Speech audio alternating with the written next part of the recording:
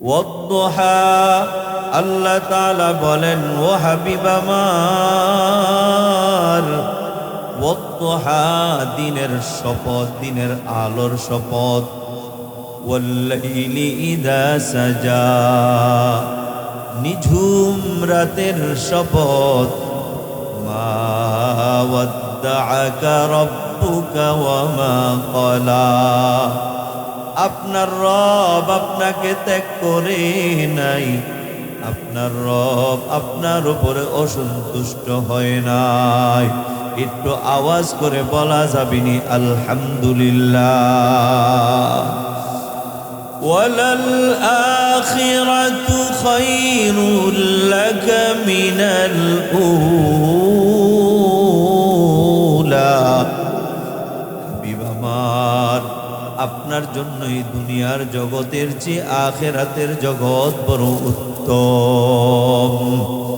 ওয়ালা সাউফা ইউতিকা রাব্বুকা ফাতারদা, অচিরেই আপনার রব আপনাকে এমন বস্তু দান করবেন যা পাইলে আপনি বড় সন্তুষ্ট হইয়া যাবেন।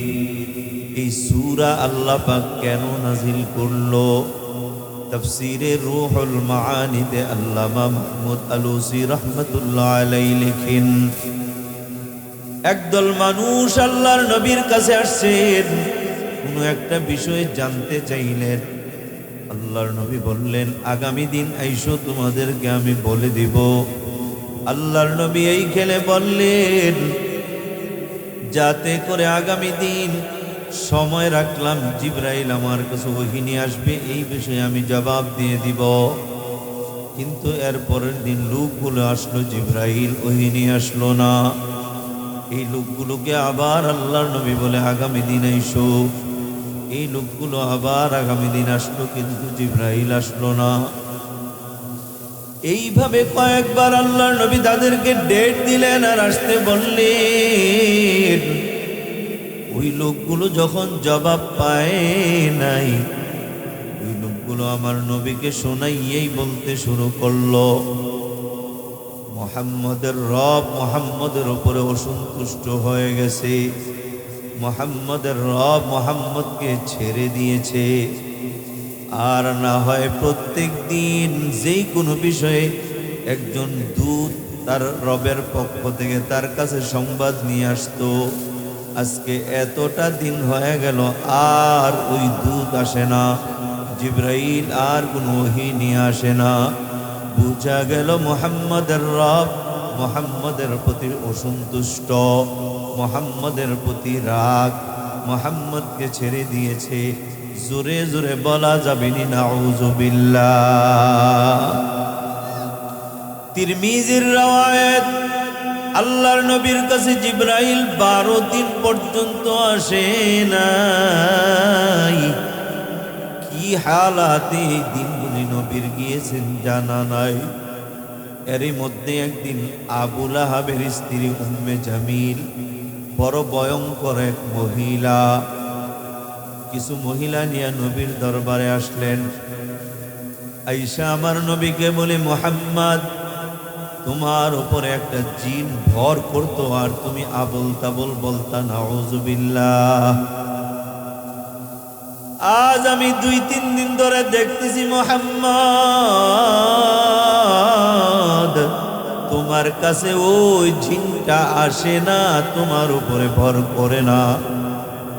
এতদিন তুমি বাপ দাদার ধর্ম বাদ দিয়ে অন্য ধর্মের দাওয়াত দিতেছিলে, এখন দেখতেছি আজকে কিছুদিন যাবৎ ওই জিনটা শয়তানটা তোমার উপরে ভর করে না। এখন তো তুমি ঠিক আছো। ও মুহাম্মদ, বাপ দাদার ধর্ম বাদ দিয়ে অন্য ধর্ম প্রচার বন্ধ করো। বিনিময়ে যদি ক্ষমতা চাও, মক্কার ক্ষমতা তোমার হাতে দিয়ে দেওয়া হবে। যদি ধন চাও, ধন দিয়া তোমাকে ধনী বানিয়ে দেওয়া হবে। যদি নারী চাও, মক্কার সুন্দরী নারী তোমার ঘর ভরে দেওয়া হবে। যদি উট চাও, হাজার হাজার লাল উট এনে তোমার ঘর ভরে দেওয়া হবে। নবী আমার মনের কষ্টে চোখের পানিগুলি ফালায় আর আমার আল্লাহকে ডাকে, আল্লাহ তুমি যদি আমার উপরে রাগ হইয়া যাও, ও আল্লাহ দুনিয়াটা আমার অন্ধকার, এই দুনিয়াটা আমার কিছুই না কিছুই না। 12 দিন পর হযরত জিবরাইল আলাইহিস সালাতু ওয়াস সালাম সূরাতুদ দুহা নিয়ে আল্লাহর নবীর কাছে আসলেন।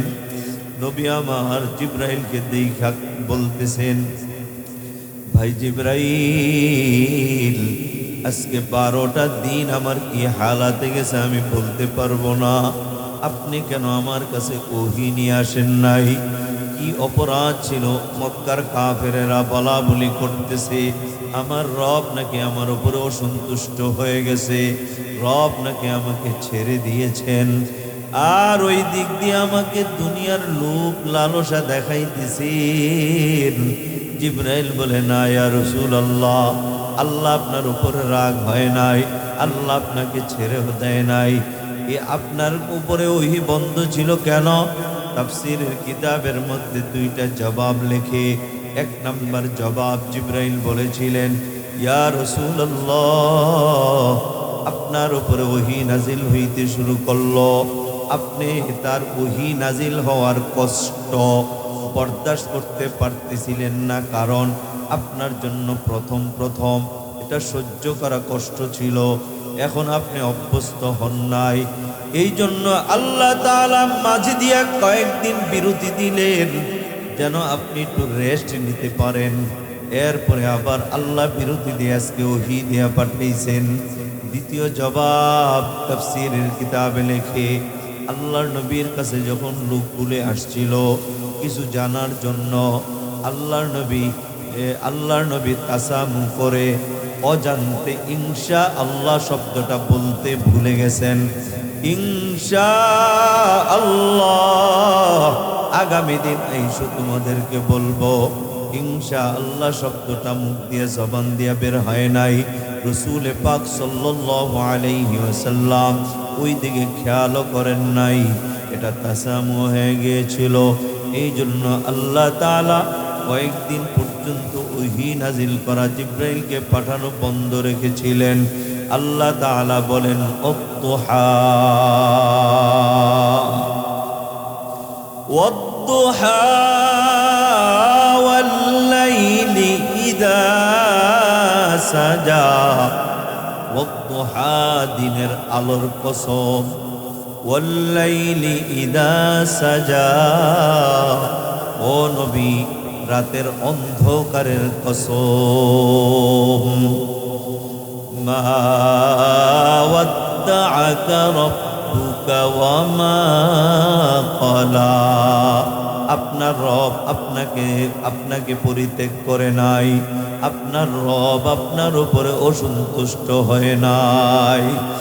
আল্লাহ তাআলা 2টা কসম কাইটা আমার নবীকে ডাক দিয়া বললেন, ও নবী আমার,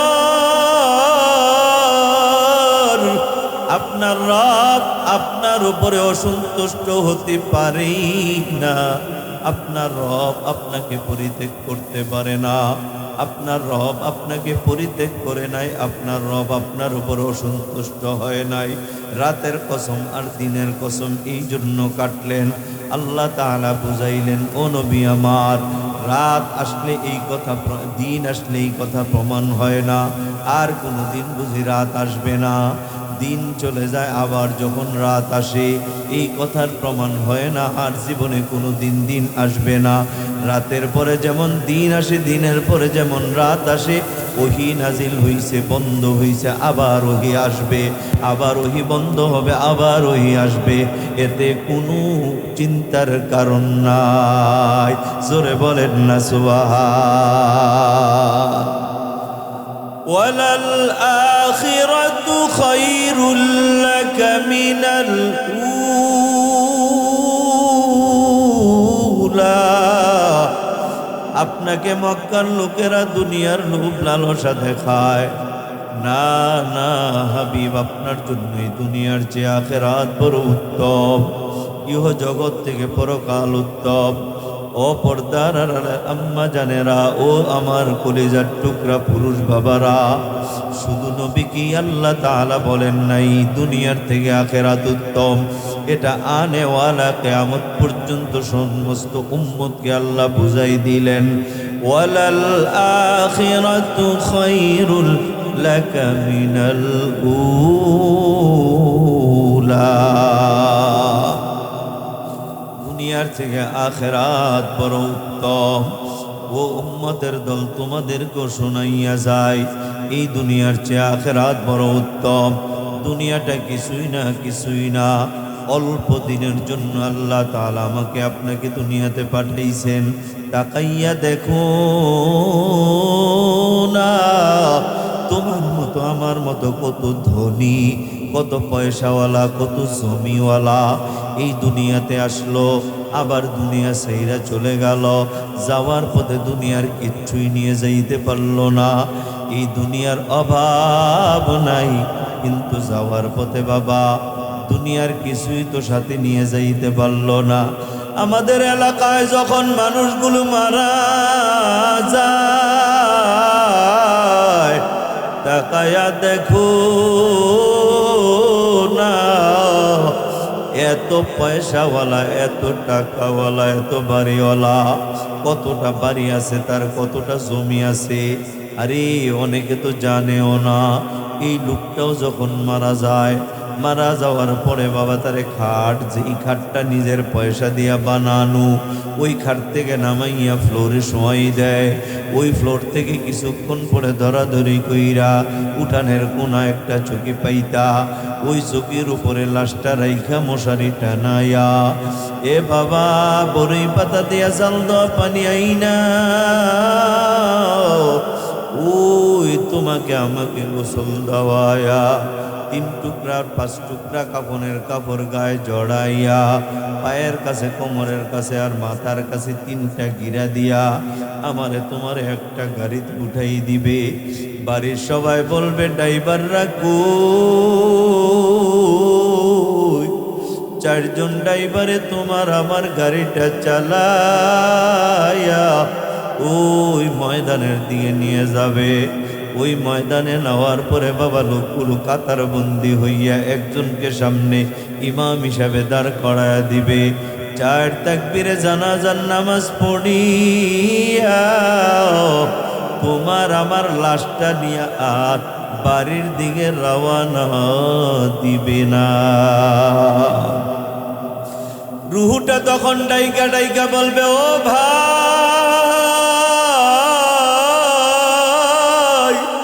আমার লাশটা কই নিয়ে যাও?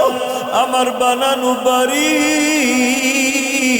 আমার বানানো সাজানো ঘরটা কত সুন্দর, আমার ঘরের মধ্যে কত দামি দামি ফার্নিচার, আমার ঘরের মধ্যে কত দামি খাট, খাটের উপরে জাজিম, জাজিমের উপরে তোষক, তোষকের উপরে চাদর, চাঁদের উপরে শিমুল তোলার কত নরম বালিশ, আমি ওই বালিশে ঘুমাইতাম। আমারে কোথায় নিয়ে চলছ? রুহুটা ডাক দিয়া বলবে, ও ভাই, ও চাচা, ও যেটা, আমারে যেই কবরের দিকে নিয়ে রওয়ানা, ওই কবরটা যদিও তোমরা দেখতেছ মাটির, কিন্তু আমি গুনাহগার, আমি বেনামাজি, আমি সুদখোর, মদখোর, জুয়াখোর হওয়ার কারণে আমার কবরের সাপ, জাহান্নামের সাপ আইসা ভরিয়া গেছে। জোরে জোরে বলা যাবিনি নাউযু বিল্লাহ। লাশটা তখন ডাকতে থাকে, বলবে, না না না, আমারে ওই কবরে নিয়ে যাইও না, আমারে ওই কবরে শোয়াইও না, আমার ওই কবরে আমার বড় ভয় লাগতেছে। তাকাইয়া দেখো না, আমার কবরে জাহান্নামের সাপ এসে পড়িয়া গেছে, আমার কবরে জাহান্নামের আগুন দাউ দাউ করিয়া জ্বলতে আছে। আমারে ওই কবরে নিও না, ঘরে নিয়ে যাও। এ বাবা, তারপরে কেউ শুনবে না। তোমার আমার লাশটা ওই পুষ্কুনির পারে, বারজারের নিচে নদীর পারে কবর নামক একটা ঘর, ওই ঘরের সামনে নিয়ে রাইখা আমার আর তোমার লাশটা যখন বাবা কবরে নামাবে, দুইজন মানুষ কবরে নামাইয়া মাথার কাছে আর কোমরের কাছে পায়ের কাছে পাতগুলি খুইলা এ বাবা চেহারাটা কেবলামুখী কইরা দুইজন লাভ পারিয়া উঠিয়া যাবে আর ডাকবে দে দে, বাঁশের গইরাগুলো আগায়া আগায়া দে।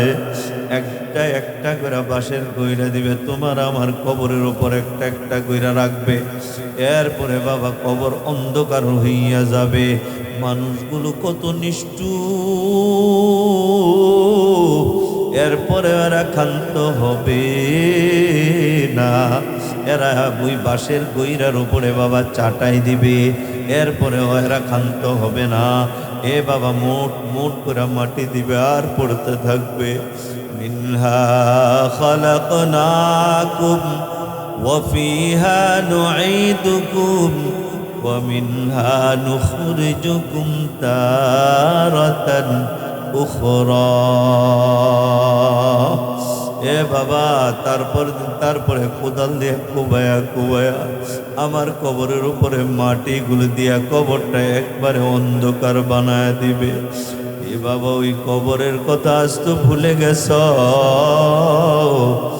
স্মরণই করেন না। ও বরঞ্চ কত মানুষ আছে ওই কবরের পাড় দিয়া হাইটা যাওয়ার সময় এ বাবা কবরের দিকে একটু তাকায়ও না, কবরকে দেখে একটু সালামও দেয় না, হাসতে হাসতে কথা বলতে বলতে চলিয়া যায়। অথচ বাবা আল্লাহর ওলিরা ওই কবর দেখলে কবরের দিকে তাকাইয়া কান্ত আর নিজের ওয়াজ করে বুঝাইতো। এ আব্দুর রহমান আব্দুর রহিম আশরাফ, এই কবরে একদিন শোয়া লাগবে, এই কবরের দিকে তাকায় দেখ, এই মানুষটা তোর মতোই দুইটা হাত আর পাওয়ালা চোখওয়ালা জবানওয়ালা ছিল। তুই যেমন এখন দুনিয়াতে চলছো আর বলতেছো দেখতেছ, এই লোকটা একদিন চলছে বলছে দৌড়ছে। আজ দেখো কবরে একেবারে নীরব,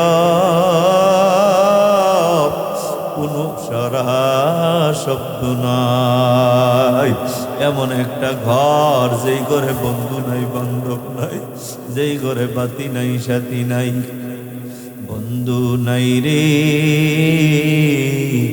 বান্ধব নাই রে কবরে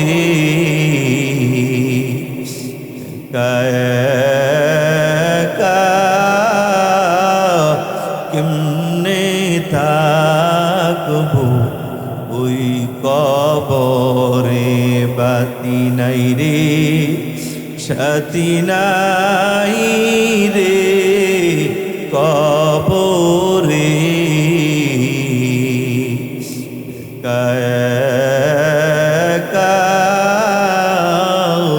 কেমনে থাকবো ওই কবরে। ও আমার পর্দার আড়ালের আম্মা জানেরা, অনুরোধ করে বলিয়া যাই রে মা, এই দুনিয়াটা কিছুই না রে আম্মা জান। এই দুনিয়া সাইরা একদিন সবাই ওই কবরে যাওয়া লাগবে। তুমিও যাবা আমিও যাব। যেই ঘরের দরজা দিয়া মা তুমি একদিন বধূ বেশি ঢুকছিলা, ওই ঘরের দরজা দিয়ে একদিন তোমারে লাশ বানাইয়া বের করিয়া দিবে। এ আম্মা জান, কোন ঘরে শুইবা দেখছনি? যেই ঘরে দরজাও নাই জানালাও নাই, যেই ঘরে তোমার সঙ্গে তোমার মা যাবে না বাবা যাবে না, যেই কবরে তোমার সে ছেলে যাবে না স্বামীও যাবে না, একা একা ওই কবরে শুয়ে থাকা লাগবে। ও আম্মা জান, নামাজের মুসল্লায় বসিয়া বসিয়া আল্লাহর কাছে কাঁদো আর বলো, ও দয়ার মালিক, ওই অন্ধকার কবরে কেমনে থাকবো? আল্লাহ তুমি অন্ধকার কবরে আমার জান্নাতের আলো জাইলা দিও। আল্লাহ যেন আমাদের সবার কবরেও জান্নাতের আলো জাইলা দে। একটু আওয়াজ করে বলেন আমিন, আরো জোরে বলেন আমিন। এই কবরের ভয় তো নাই, কবরের ভয় তো চলেই গেছে। দুনিয়া দুনিয়া, একটা জমি হইছে আরেকটা জমি নিয়ে হয়, একটা গাছ আছে আরেকটা গাছ নিয়ে হয়, একটা ঘর আছে আরেকটা ঘর নিয়ে হয়, 1,00,000 টাকা আছে আরেক লাখ টাকা নিয়ে হয়। না না, আমার পর্দার আড়ালের আম্মা জানদেরকেও বলে যাই, মা তোমার স্বামী যখন বাজার থেকে বড় বড় মাছ কিনে আনবে, ভালো ভালো সদাই কিনে আনবে, তোমার স্বামীকে মায়ার নজরে, মায়ার সুরে, বিনয়ের সুরে জিজ্ঞেস করো, স্বামী হে আমার, তুমি এত টাকা কই পাইলা, এত টাকা কই পাইলা, ওই এই এত বড় মাছ কেমনে কিনে আনলা? হায়, আজকে খানা খাওয়ার সময় আজকের মাহফিলের যিনি সভাপতি, ওনার সঙ্গে একজন কথা বলতেছিলেন, আর বলতেছিলেন এক লোকের কথা, কত পয়সার মালিক ছিল, আজকে তার কোনো পয়সা নাই, তার ছেলেরা ভিখারির মতো হয়ে গেছে।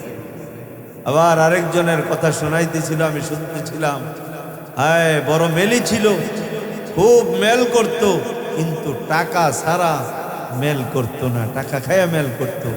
এমন মেলি সমাজে আছে না নাই? এই জোরে কোন আছে না নাই? হালাল না হারাম? এই টাকা খায়া মেল করা হালাল না হারাম? জোরে কন। হ্যাঁ, কার লাইগা করতেছেন? কার জন্য এগুলি করতে? নিয়ে যাবেন কবরে, এগুলো কিচ্ছু নিয়ে যাইতে পারে। আমার পর্দার আড়ালের মা বোনদেরকে আমি অনুরোধ করে বলে যাই, মা ও আম্মা জান, তুমি যদি চাও গো মা, স্বামীটারে পথে আনতে তোমার দ্বারা সম্ভব, কারণ মহিলারা পারে না এমন কিছু নাই রে মা। ও মা, তুমি রাতের বেলা যখন ঘুমাইতে যাইবা, স্বামীরে পাশে নিয়ে স্বামীরে জিজ্ঞেস করবা, স্বামী হে আমার জানা মতো আপনার কাছে এত টাকা নাই, আজকে এত বড় মাছ কোত্থেকে আনলেন? আমার জন্য বড় দামি শাড়ি, এই শাড়িটা আপনি কই পাইলেন? এত টাকা কই পাইলেন? স্বামীকে বুঝাইয়া বলবা, স্বামী গো আমারে আপনি হারাম টাকা দিয়া কাপড় কিনা পড়াইয়েন না, হারাম খাওয়াইয়েন না, কারণ এমন একটা দিন আসবে গো স্বামী, আমিও থাকবো না এই দুনিয়াতে, আপনিও থাকবেন না, আমিও কবরে চলে যাব, আপনিও কবরে চলে যাবেন। ওই সন্তানের আমাদের কথা মনে রাখতেও পারে, আবার নাও রাখতে পারে। যদি ভুলিয়া যায়, আমরা যদি দুনিয়াতে গুনার টাকা দিয়া, হারাম টাকা দিয়া চইলা যায়, হারাম কামাই কইরা চইলা যায়, সুদের টাকা দিয়া বাড়ি বানাই, ঘুষের টাকা দিয়া বাড়ি বানাই, হারাম টাকা দিয়া জমি জোড়াই, হারাম টাকা দিয়া আমরা ফার্নিচার জোড়াই, ঘর যদি হারাম জিনিস দিয়া সাজাই রে স্বামী আমার, ওই কবরে আযাব তো আমি আর আপনি ভোগ করবো। আম্মা জানেরা, স্বামীর সঙ্গে বেয়াদবিমূলক আচরণ কইরো না, কথা বলার সময় বিনয়ের সুরে কথা বলবা, আদব রক্ষা কইরা কথা বলবা। কেন জানো নি? স্বামী হইল তোমার কাছে বড় নেয়ামত, এই স্বামী হইল তোমার জান্নাত। স্বামী যদি তোমার উপরে রাগ হইয়া যায়, তাড়াতাড়ি করে স্বামীর রাগটা ভাঙ্গাইয়া ফেলবা, কারণ মদিনার নবী বলেন, যে স্ত্রীর উপরে স্বামীর রাগ, ওই স্ত্রীর উপরে আল্লাহ পাকের লানত বর্ষিত হয়। আওয়াজ কইরা বলা যাবে না নাউযুবিল্লাহ। ও পর্দার আড়ালের আম্মা জানেরা, স্বামীর মনে রাগ উঠাইবা না, মুখে মুখে তর্ক করবা না, স্বামীর সঙ্গে ঝগড়া করবা না। স্বামী বড় নেয়ামত, স্বামীর দোয়া নিবা, মাঝে মাঝে স্বামীর কাছে দোয়া নিবা, শ্বশুর শাশুড়ির দোয়া নিবা। শ্বশুর শাশুড়ির সঙ্গে বৌমারা অধিকাংশ সময় ঝগড়াঝাটি করিয়া থাকে। না না, শ্বশুর আর শাশুড়ি তোমার জন্য বড় নেয়ামত, ওনাদের দোয়া নাও, ওনাদের দোয়া নিয়ে চলো। ঠেকবাও না, ঠকবাও না। শ্বশুর শাশুড়ির দোয়া নিয়ে যেই মারা চলছে, এদের ইতিহাস পড়ে দেখো, এদের খবর নিয়ে দেখো, আল্লাহ তাআলা এদের ঠকায়ও নাই, এরাও ঠকে নাই। ওই মা ডাক্তার নূর আহমদ নূর সাহেব উনি বলেন, আমরা একবার তাবলীগ জামাত নিয়ে গেলাম কোনো একটা মসজিদে। ওই মসজিদে যখন খাইতে বসলাম রে, ইমাম সাহেব আমাদেরকে শোনায়, হযরত আমি এই মসজিদের ইমাম, আমার আগে একজন ইমাম ছিল, উনি আমার একটা ঘটনা শোনায় গেছে। আর ওই ডাক্তার নূর আহমদ নূর সাহেব বলেন, কি ঘটনা? ইমাম সাহেব বলেন, হযরত একদিন রাতের বেলা ওই ইমাম সাহেব রাতের বেলা ঘুমিয়ে আছেন, কে যেন রাতের 2টার সময় দরজায় নক করলো। ইমাম সাহেব বলে, কে? ইমাম সাহেব যখন জিজ্ঞেস করলো, বাহির থেকে কয়েকজন লোক বলল, হযরত আমরা পাশের গ্রাম থেকে আসছি। কেন আসছেন হযরত? দরজা খোলেন, এরপরে আপনাকে বলবো। হুজুর দরজা খুলে দিলেন। লোকগুলো বলে, হযরত আমগো বাড়িতে একটা মানুষ মারা গেছে।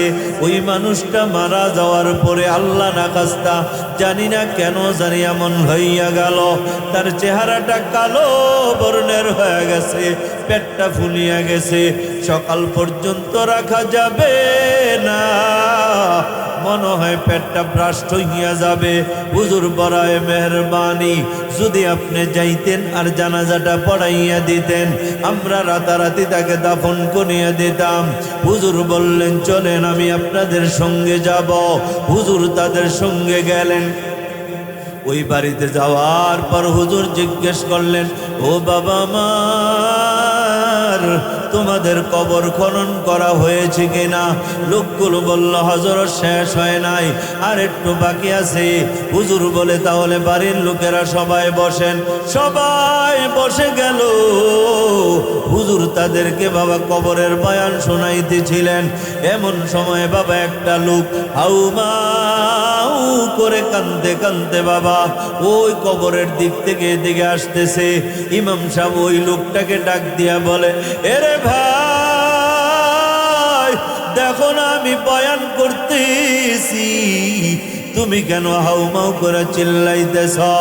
ওই লোকটা হুজুরের কাছে আইসা উফাইতেছে আর বলতেছে, হযরত ওই কবরে এমন একটা ঘটনা ঘটে গেছে গো, ওইটা দেখে আমি ভয় পাইয়া গেছি। হুজুর আমি আজকে 40 বৎসর যাবৎ কবর খনন করি গো, আমি এই পর্যন্ত কারো থেকে পারিশ্রমিক নেই নাই, বিনা পরিশ্রমে আমি কবর খনন করি, একমাত্র এই নিয়তে আল্লাহ যেন আমারে মাফ করিয়া দেয়। আমি মানুষের কবর খনন করিয়া দেই, আল্লাহ যদি খুশি হইয়া আমারে মাফ করিয়া দেয়। হুজুর এই লোকটার কবর খনন করতে আমি চাই নাই। হুজুর বলল, কেন চাও নাই? লোকটা বলল, হুজুর এই লোকটা বেনামাজি, নামাজ পড়তো না, আমি বেনামাজির জন্য কবর খনন করি না। এই লোকটা নামাজ পড়তো না, বেনামাজি, এই জন্য আমি কবর খনন করতে চাই নাই। কিন্তু এলাকার মানুষ আমারে জোর কইরা ধরলো, তাই কবর খনন করতে গেলাম। হুজুর বলে, কি হইছে ওইটা বলো। লোকটা বলে, হুজুর এই লোকটার কবর খনন করতে যাইয়া কবর যখন খনন করা শেষ হয়ে গেল গো, আমি কবরের উপরে উঠলাম, উইটা থেকে কবরটা একটু বাঁকা দেখা যায়, আবার কবরে নামলাম, মাটি কাটলাম, কবর সোজা করলাম, আবার কবরের উপরে উঠলাম, উইটা দেখে আবার পিছন দিক দিয়ে বাঁকা দেখা যায়, আবার নামলাম, মাটি কাটলাম, কবর সোজা করলাম, আবার উঠে গেলাম, এবার দেখি আবার মাঝখান দিয়া কবরটা একদিক দিয়া ডাবা, আবার আমি সমান করার জন্য নামলাম। হুজুর যেই মাত্র মাঝখান দিয়া কবরটা সমান করার জন্য কোদাল দিয়া মাটি কূপ মারলাম, অমনি পাশের কবরের একটু দেয়াল ভেঙে গেল। ওই কবরের দেয়াল ভাঙ্গার পরে হযরত ওই কবর থেকে এমন একটা আলো বের হইল, যে আলো আমি জীবনে কোনোদিন দেখি নাই। এত সুন্দর আলো, আমি ভয় পাইয়া গেলাম, এই জন্য দৌড়াইয়া আসলাম। ইমাম সাহেব বলে, চলো আমিও যাব। ইমাম সাহেব সবাইকে নিয়ে গেলেন। ওই জায়গায় যাইয়া দেখে এ বাবা ওই কবর সহ এলাকার ওই জায়গাটা আলোকিত হইয়া আছে। ইমাম সাহেব ওই আলোর দিকে তাকাইয়া বাবা চোখের পানিগুলো ফালাইয়া কাঁদতেছে। এলাকার লোকেরা জিজ্ঞেস করে, হযরত আপনি এদিকে চাইয়া কেন কাঁদেন? এটা কি কোনো ভয়ঙ্কর জিনিস? এটা কি আমাদের জন্য কোনো ভয়ঙ্কর নাকি? ইমাম সাহেব কাঁদতেছে, চোখের পানিগুলো দাড়ি বেয়ে বেয়ে বেয়ে বেয়ে পড়তেছে। এলাকার মানুষগুলো বলে, হুজুর কারণটা আমাদেরকে খুলিয়া বলেন না, কেন আপনি কাঁদতেছেন? ইমাম সাহেব বলে, ও বাবা আমার, ও মুসলমান ভাইয়েরা, এতদিন হাদিসে পড়েছি যারা আল্লাহর খাস বান্দা বান্দি হইয়া কবরের বাসিন্দা হবে গো, আল্লাহ তাআলা তাদের কবরে জান্নাতের আলো জ্বালা দেবে। এটা তো বাস্তব হবে তা কোনোদিন কল্পনা করি নাই, বাস্তবে দেখবো তা কোনোদিন ভাবিও নাই। এই যে আলো দেখতে আসো, আল্লাহর কসম আমার দিল বলে এটা কোনো দুনিয়ার আলো না, এটা আমার আল্লাহর জ্বালানো জান্নাতের আলো। জোরে বলেন সুবহান। এটা দুনিয়ার কোনো আলো না, এটা জান্নাতের আল্লাহ তাআলার পক্ষ থেকে জ্বালানো আলো। ইমাম সাহেব বলে, আমি আল্লাহর কাছে কাঁদতেছি আর দোয়া করতেছি, ওরে দয়ার মালিক, তুমি আমার কবরে যেদিন আমি মারা যাব, আমার কবরেও তুমি এমন জান্নাতের আলো জ্বালা দিও। আল্লাহর কাছে দোয়া করতেছি, আমিও দোয়া চাই, আপনাদের জন্য দোয়া করি, যেই দিন এই দুনিয়ার থেকে বিদায় হয়ে যাব, আল্লাহ যেন আমাদের প্রত্যেকের কবরে ওই জান্নাতের আলো জ্বালা দেয়। একটু জোরে বলা যাবে নি আমিন। ইমাম সাহেব বলে, ভাই কবরটা কার তোমরা জানো নি? লোকেরা বলল, না হযরত আমরা জানি না। ইমাম সাহেব বলে, তাড়াতাড়ি ছিদ্রটা বন্ধ করিয়া দাও। লোকেরা ছিদ্রটা বন্ধ করিয়া দিল, আলো বের হওয়া বন্ধ হয়ে গেল। ইমাম সাহেব তাড়াতাড়ি করিয়া জানাজার নামাজ পইরা কবরস্থ কইরা দোয়া করে চলে গেলেন। ওই মসজিদে যাইয়া আর ঘুমায় না, রাতের বেলা মসজিদে আল্লাহর দরবারে সেজদায় পইরা কাঁদে আর বলে, দয়ার মালিক, যেই দিন আমি কবরে চলে যাব, আমার কবরে এমন একটা জান্নাতের আলো চাইলা দিও রে, অন্ধকার কবরে ফালাই রাইখো না। ফজরের নামাজ পইরা ইশরাকের নামাজের পর সব ওই এলাকার দিয়ে রওনা দিলেন ওই কবরটাকার খবর নেওয়ার জন্য। ওই কবরওয়ালা কি আমল করে কবরে শুইল, ওই আমল আমিও করা লাগবে, ওই আমলটার খবর আমার জানা লাগবে। এই জন্য বাবা ইমাম সাহেব ওই কবরের খবর নেওয়ার জন্য গেলেন। এটা কার কবর? এলাকার মানুষকে জিজ্ঞেস করবেন। আল্লাহ পাকের কি মহিমা! ইমাম সাহেব যখন ওই এলাকায় গেলেন, যাইয়া বাবা ওই কবরের পার দিয়া যখন যাবেন, এমন সময় দেখে যেই কবরের খবর নেওয়ার জন্য যাচ্ছে, ওই কবরের পাশে একজন বৃদ্ধ মানুষ, যার দাড়িগুলো সাদা, চুলগুলো সাদা, চামড়াটা বটিয়া গেছে, এ বাবা কোমরটা বাঁকা হইয়া গেছে। ওই বুড়া মিয়া কবর জিয়ারত করতেছে, যেই কবরের সন্তানের জন্য যাইতেছে, বুড়া মিয়া ওই কবরের পাশে দাঁড়ানো। ইমাম সাহেব একটু ঝুইকা দেখে ওই বুড়া মিয়া কবর জিয়ারত করে আর কান্দে। ওই বুড়া মিয়ার চোখ থেকে পানিগুলো top top top top top top করিয়া জমিনে পড়তে আসে। জিয়ারত যখন শেষ হয়ে গেল, ওই বৃদ্ধ মানুষটা বাড়ির দিকে রওনা দিলেন। ইমাম সাহেব ওই বৃদ্ধ মানুষটার রাস্তা আগলিয়ে ধরলেন, জিজ্ঞেস করলেন, ও বৃদ্ধ বাবা, আপনি যে জিয়ারত করলেন এটা কার কবর? ওই বৃদ্ধ মানুষটা বলল, হযরত, এটা হলো আমার ছেলের বউয়ের কবর। এই কবরটা আমার ছেলের বউয়ের কবর। কতদিন আগে মারা গেছে? 10 বছর আগে মারা গেছে। 10 বছর আগে মারা গেছে। হুজুর জিজ্ঞেস করলো, বাবা, আপনার ছেলের বউ কি আমল করত? এমন কি আমল ছিল রে? আমার একটু তার আমলের বর্ণনা দেন। বুড়া মিয়া বলল, হুজুর, আমার সঙ্গে একটু বাড়ি চলেন, আমার বিবি বিস্তারিত বলতে পারবে। হুজুরকে বাড়ি নিয়ে গেলেন, ঘরে ঢুকলেন। হে বাবা, পিস্তুর থেকে পর্দার আড়াল থেকে বাবা ওই বৃদ্ধা মহিলা হুজুরের সঙ্গে কথা বললেন। হুজুর জিজ্ঞেস করলেন, মাগো, আপনার কয়জন ছেলে? বৃদ্ধা বলল, আমার 4 জন ছেলে। 4 জন ছেলে কি হুজুর বিবাহ করাইছি, কিন্তু 3য় নাম্বার ছেলের বউটা আজ থেকে 10 বছর আগে মারা গেছে। ওই ছেলের আপনি বিবাহ করাইছেননি? ওই বৃদ্ধা বলে, হুজুর, আমার ছেলের বউটা মারা যাওয়ার পর আমার ছেলেটা পায় পাগল পারা হইয়া গেছে। কেন এমন পাগল হইয়া গেল? হুজুর, আমার ছেলের বউটা এত ভালো ছিল গো, এমন বউ হাজারের মধ্যে একজন হয় না। আমার ছেলেটা বৌমাকে হারাইয়া পাগলের মতো, বিবাহর কথাও বলা যায় না। হুজুর, আমার ছেলের কথা কি বলবো? আমরাও তো আজও আমার ছেলের বউকে ভুলতে পারি নাই। হুজুর বলে, মা, আমি আপনার কাছে জানতে আসছি আপনার ছেলের বউয়ের আমল কেমন ছিল, আমলের কথা আমার একটু শোনান। ওই বৃদ্ধা মহিলা বলে, হুজুর, কি শোনাবো? আমার বৌমার আমল এমন ছিল, এমন কোনো আমল নাই যা সে করে নাই। তার এমন কোনো দিক নাই যেই দিকটা প্রশংসনীয় নয়।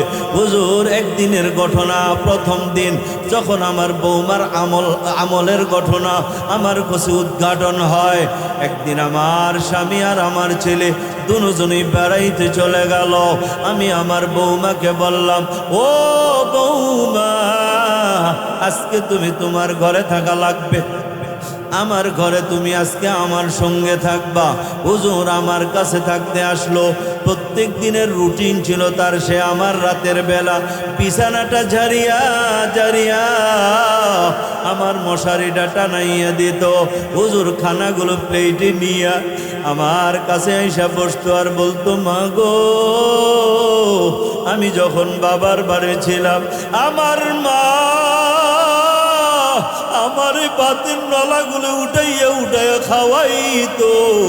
আমার মা দুনিয়ার থেকে চলে গেছে, আমি আমার মার আদর পাই না। আপনারে আমি আমার মা বানায় নিছি। আমার মা যে আদরটা আমারে করছে, ও শাশুড়ি আম্মা, যদি আপনি অনুমতি দেন আপনারে আমি নলা তুইলা খাওয়াই দেব।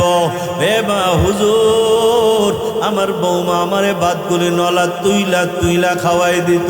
আমি মাঝে মাঝে মনে করতাম আমার বৌমা আমার খেদমত কেন করে? হয়তো বা আমার লায়েক জমিনের ভাগটা পাওয়ার জন্য, আমার এই বড় ঘরের ভাগটা পাওয়ার জন্য। একদিন আমি জিজ্ঞেস করেই বসলাম, ও বৌমা, এত খেদমত কেন করো গো বৌমা? ঘরের ভাগটা পাওয়ার জন্য বা লায়েক জমিনের ভাগটা পাওয়ার জন্য। হুজুর এই কথাটা বলার সঙ্গে সঙ্গে আমার বৌমা দৌড় মাইরা এসে আমার 2টা পাও জড়াইয়া 2টা কাঁদে আর বলে, আম্মা জান, আল্লাহর কসম আমি দুনিয়ার জন্য আপনার খেদমত করি না। আমার শ্বশুরের খেদমত আর আমার শাশুড়ির খেদমত একমাত্র আমি আখিরাত পাওয়ার জন্য করি। যদি আমার খেদমতে আপনি খুশি হন, আমার জন্য আল্লাহর কাছে দোয়া কইরেন, আল্লাহ যেন আমারে মাফ করিয়া দেয়।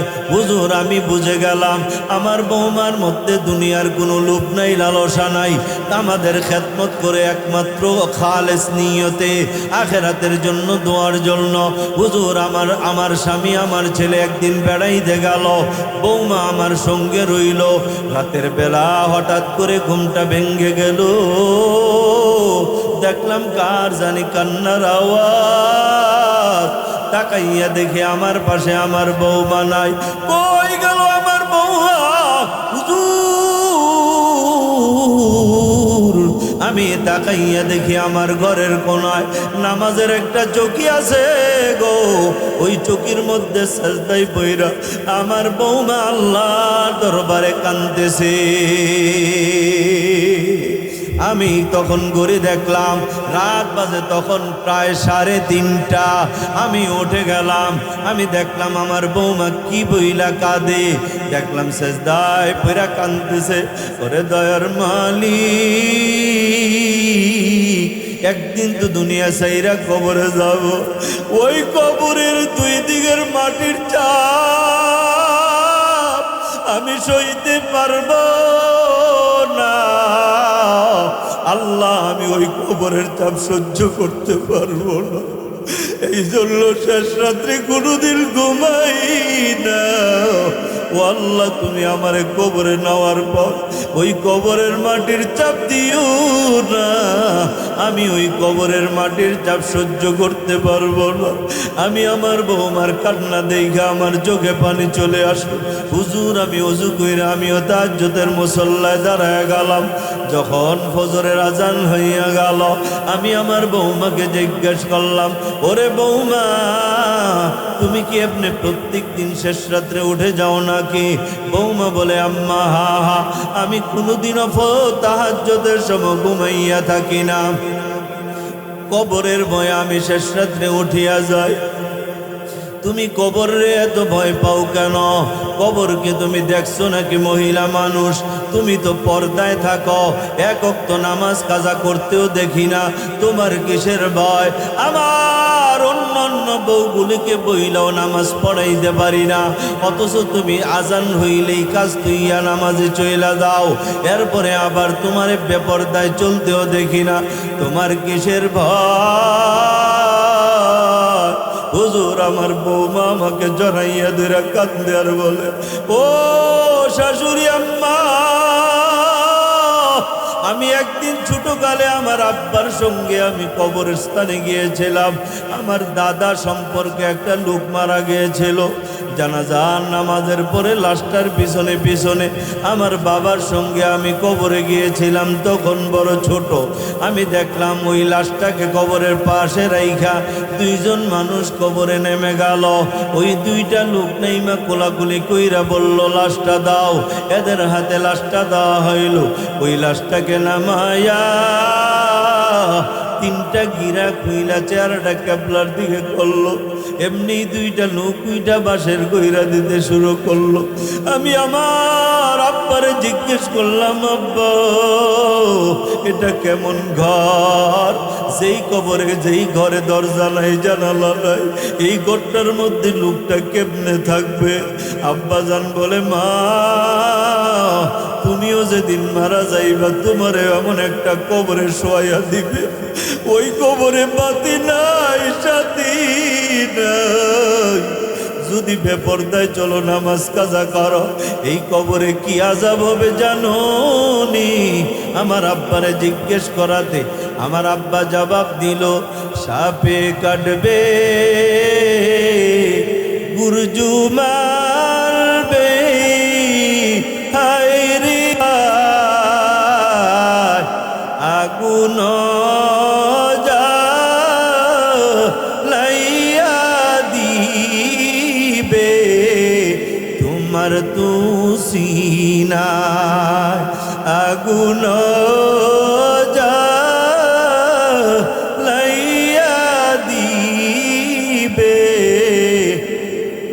তোমার তুসিনায়। কবর হইল ছোট্ট একটা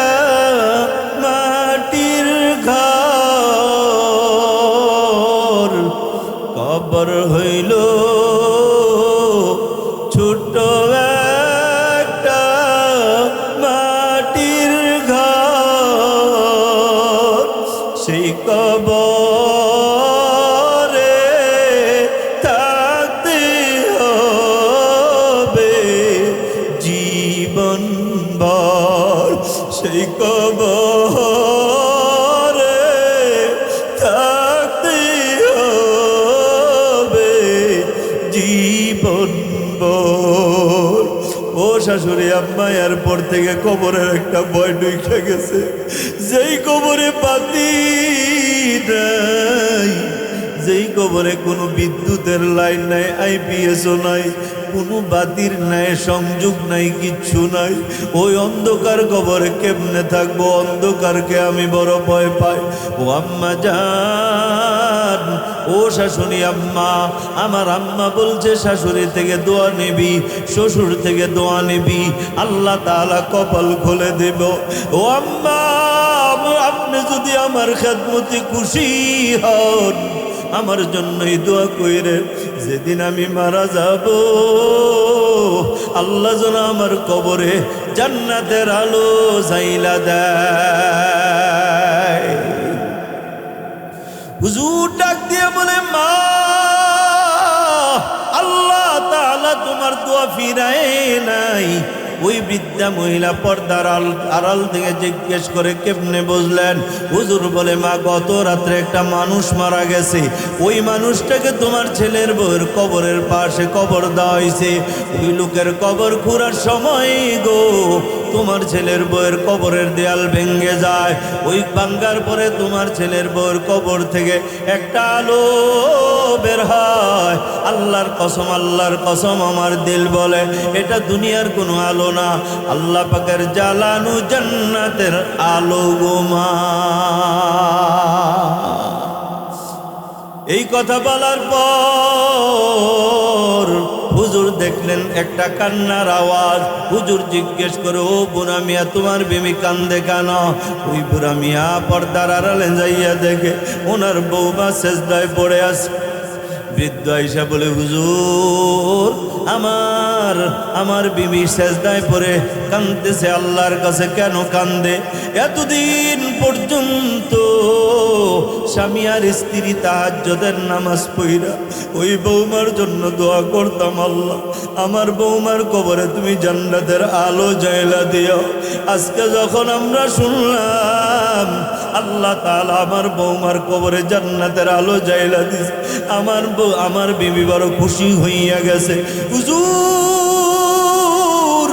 প্রত্যেক দিন ফজরের নামাজে আমার বিবি আমারে মসজিদে পাঠায় দেয় আর বইলা দেয়, আসার সময় কিন্তু আমার বৌমার কবর জিয়ারত করতে তুমি ভুলবা না।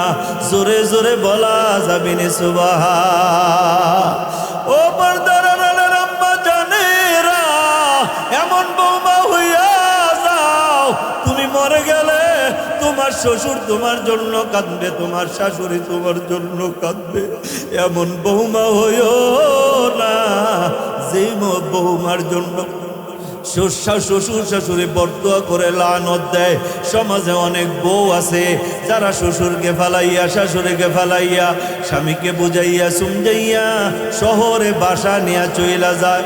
ওই বুড়ার বুড়ি দুইজন গ্রামের বাড়িতে টিনের ঘরে, সনের ঘরে, বাবা ভাঙ্গা ঘরে পড়ে আছে।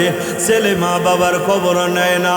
বড় বড় শিক্ষিত ছেলেরা বউয়ের কথা শুই না মা বাবারে বৃদ্ধাশ্রমে দিয়া দেয়।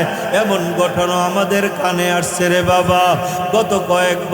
গত বৎসরেই এ বাবা যাত্রাবাড়ি মোড়ে একজন লোকের সঙ্গে দেখা। উনি দেখা হওয়ার পরে আমার সঙ্গে মুআনাকা করলেন, মুসাফা করলেন আর বললেন, ও বাইদি হুজুর, আজ থেকে 15 বছর আগে আপনার বয়ান শুনেছিলাম। টাঙ্গাইলে এক জায়গায় আপনি বয়ান করেছিলেন, একটা ছেলে হইল মাদ্রাসায় পড়ার, সব ছেলেরা ভুলে গেলেও আপনার ওই ছেলেটা আপনাকে কখনো ভুলবে না, কারণ মাদ্রাসায় এই শিক্ষা দেওয়া হয় মা বাবার খেদমত করলে জান্নাত পাওয়া যায়।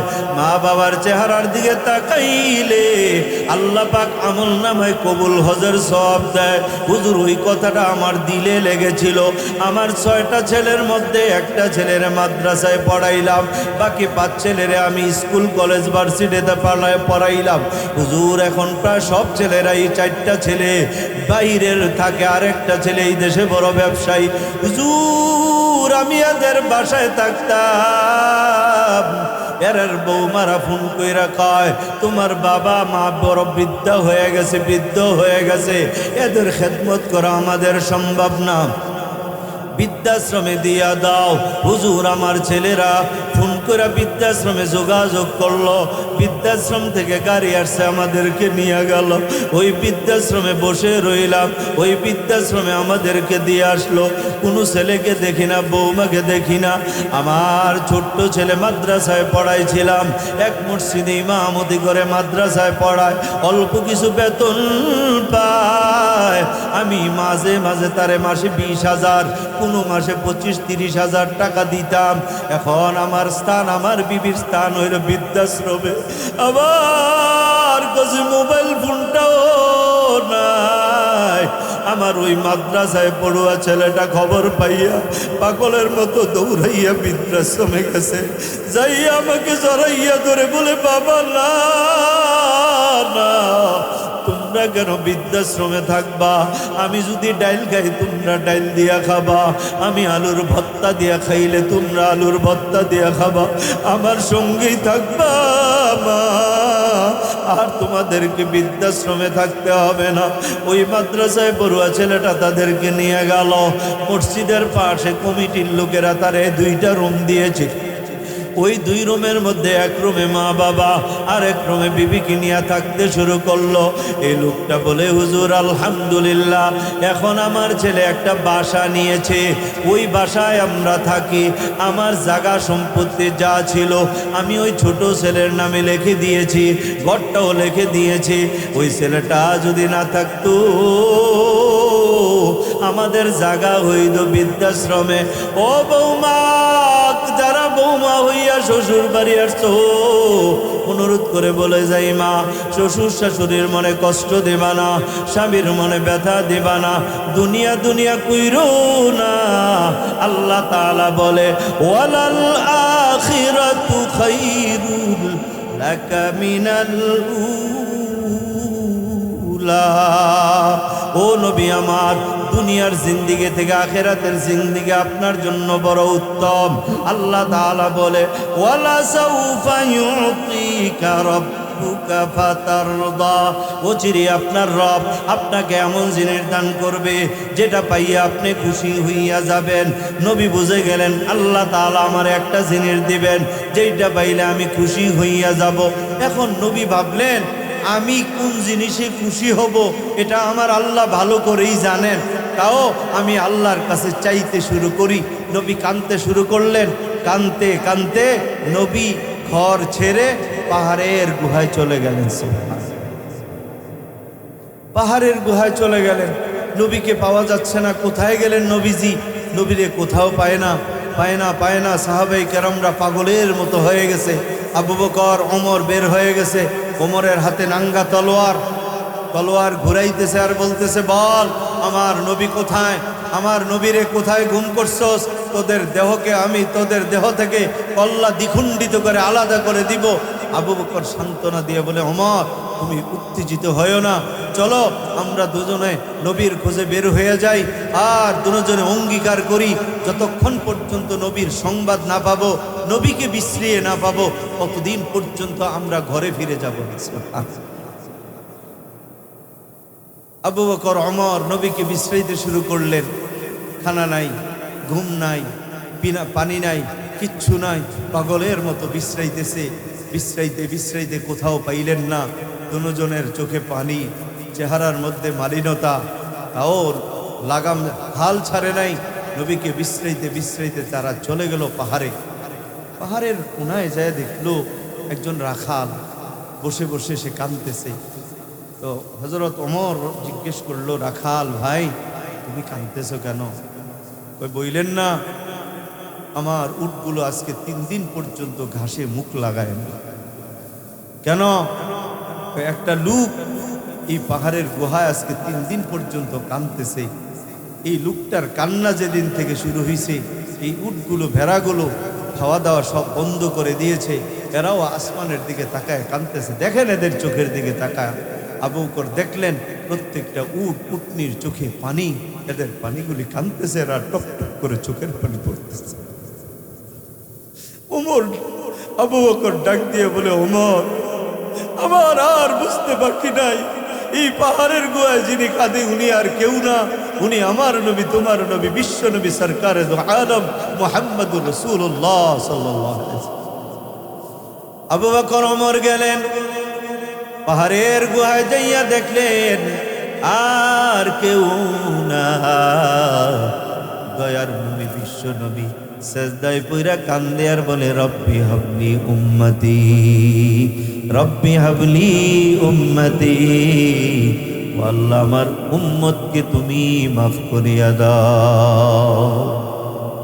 আবু বকর ডাক দিয়া বলে, নবী আমার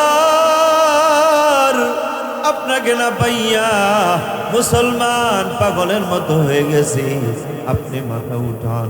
আমিও আবু বকর ওয়াদা দিলাম, আমার জীবনে যত নেকি করছি সব আপনার উম্মতের দিয়ে দিলাম। নবী আমার মাথা উঠায় না। ওমর ডাক দিয়া বলে, নবী আমার জীবনে যত নেক করছি সব নেকি আপনার উম্মতের দিয়া দিলাম। এরপরও নবী মাথা উঠায় না। আবু বকর ডাক দিয়া বলে, ওমর আমরা নবীর কান্না থামাইতে পারবো না, যাও যাও ফাতেমা আর হাসান হুসাইনকে খবর দাও, এদেরকে ছাড়া নবীরে উঠানো সম্ভব না। ফাতেমাকে নিয়ে আসলো। ফাতেমা ঈশা ডাক দিয়ে বলে, আব্বা জান, আপনার কলিজার টুকরা নয়নের মণি ফাতেমা আপনারে ছাড়া খাইতে পারে না, থাকতে পারে না। আপনি তো জানেন আজকে 3টা দিন ফাতেমার কোনো খানা নাই, ঘুম নাই। আপনি আমার কাছে না বইলা কোথাও যান না, আপনি আমার কাছে না বইলা কোথাও যান না, আজকে কেন চলে আসলেন? মাথা উঠান, আমি আমার গোটা জীবনের ন্যায়গুলো আপনার উম্মতের জন্য ওয়াকফ করে দিলাম। নবী আমার তারপরে মাথা উঠায় না। হাসান হুসাইন রে 2 দিক দিয়ে দাঁড় করায় দিলেন। হাসান আর হুসাইন কান্দে আর বলে, নানা জান আপনাকে ছাড়া আমরা কেমনে থাকবো? আপনি 3 দিন ধরে আমাদের সামনে নাই, আমরা আমাদের কি অবস্থায় দুনিয়াতে সময় কাটছে জানি। ও নানা জান আপনি মাথা উঠান, আমরা চলে আসছি, আপনার আর কোনো চিন্তা নাই। এরপরও বাবা নবীজি মাথা উঠায় না। ফাতেমা একটা চিৎকার মাইরা বলে, আব্বা জান আমি আমার হাসান হুসাইনকে আপনার উম্মতের জন্য কুরবান করে দিলাম। এমন সময় জিবরাইল আইসা হাজির। জিবরাইল ডাক দিয়ে বলে, ইয়া রাসূলুল্লাহ, আল্লাহ তাআলা সংবাদ পাঠাইছেন হাসরের ময়দানে আপনাকে জিজ্ঞেস না করে একটা উম্মতকে আল্লাহ তাআলা জাহান্নামে দিবে না। জোরে বলা যাবে নি সুবহান? আরে একটু আওয়াজ করে বলা যাবে নি সুবহানাল্লাহ? আরো আওয়াজ করে বলেন না সুবহানাল্লাহ? এ বাবা একবার আল্লাহকে ডাক দেন, আল্লাহু আকবার। আরো জোরে ডাক দেন আল্লাহ। সবাই এক আওয়াজে বলেন আল্লাহ। একবার 2টা হাত উঠে আমার আল্লাহকে ডাক দেন আল্লাহ। 2টা হাত উঠান, 2টা হাত উঠান, আমার আল্লাহকে জোরে ডাক দেন আল্লাহ। আর একবার বলেন আল্লাহ। একবার জোরে বলেন আল্লাহু আকবার। নারে তাকবীর, নারে তাকবীর, নারে তাকবীর। ইসলামের আলো ঘরে ঘরে জালো, নারে তাকবীর। আল্লাহ তোমার বান্দারা যারা হাত উঠাইয়া আছে রে আল্লাহ, এ হাতগুলির উপরে জাহান্নামের আগুন হারাম করে দাও। আওয়াজ করে বলেন আমিন। সবাই হাত নামান। নবী আমার যখন শুনলেন আল্লাহ তাআলা বললেন আপনাকে জিজ্ঞেস না করে আপনার একটা উম্মতকেও আমি জাহান্নামে দিব না। আল্লাহর নবী তখন মাথা উঠাইলেন। আল্লাহ তাআলা বলছিলেন ওয়ালা সাউফা ইউতিকা রাব্বুকা ফাতারদা, আপনাকে অচিরে এমন জিনিস দেওয়া হবে যা পাইলে আপনি খুশি হইয়া যাবেন। আল্লাহর নবী খুশি হইয়া গেলেন। আল্লাহ তাআলা তিনটা ইহসানের কথা নবীকে বললেন। আলাম ইয়াজিদকা ইয়াতীমান ফাআওয়া, আপনি কি এতিম ছিলেন না? আপনার রব কি আপনাকে আশ্রয় দেয় নাই? ওয়া ওয়াজাদাকা দাল্লান ফাহাদা, আপনি কি শরীয়ত সম্পর্কে অনবগত ছিলেন না? আপনাকে আপনার রব অবগতি করিয়েছেন। আলাম ওয়াজাদাকা আইলান ফাআগনা, আপনি কি সম্বলহীন ছিলেন না? আপনার রব আপনাকে সম্বলওয়ালা বানিয়েছে। এই তিনটা ইহসানের কথা আল্লাহ বলে, আল্লাহ তাআলা বলিয়া নবীকে বলেন ও নবী আমার, তিনটা কাজ কখনো আপনিও করবেন না, আপনার উম্মতকেও করতে নিষেধ করবেন। আম্মাল ইয়াতীম ফালা তাকহার, এতিমকে কখনো ঘাড় ধাক্কা দিয়ে বের করে দিবেন না। ও আম্মাস সাইলা ফালা তানহার, ভিক্ষুককে কখনো কিছু না দিয়া ফিরাইয়া দিবেন না। ও আম্মা বিনিআমাতি রাব্বিকা ফাহাদ্দিস, আপনি আপনার রবের নেয়ামতের আলোচনা বেশি করেন। এ বাবা নবীকে বললেন এতিমকে ধাক্কা দিয়ে আপনি বের করে দিবেন না। কোনো ভিক্ষুককে কোনো ভিক্ষা চাইলে আল্লাহর নামে তাকে কিছু না দিয়ে সায়েলকে ফিরাইয়া দিবেন না। দুনিয়া নিয়ে বিয়ায় বেশি আলোচনা করবেন না।